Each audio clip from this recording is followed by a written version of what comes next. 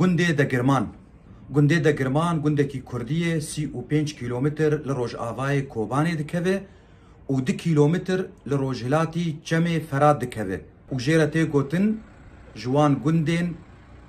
بەرچەمێ فەراتن 305 مال یان خانی تێد هەنێ بێتری 300 مالی جوان کوردن یێدن jî عەرەبن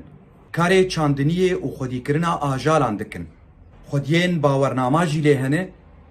Ev agahî gihiştin me ji hêla kurê gund Beşar Zêdo û ez bi dengê xwe dibêjim ez Elî Abdullah Kolo parêzerim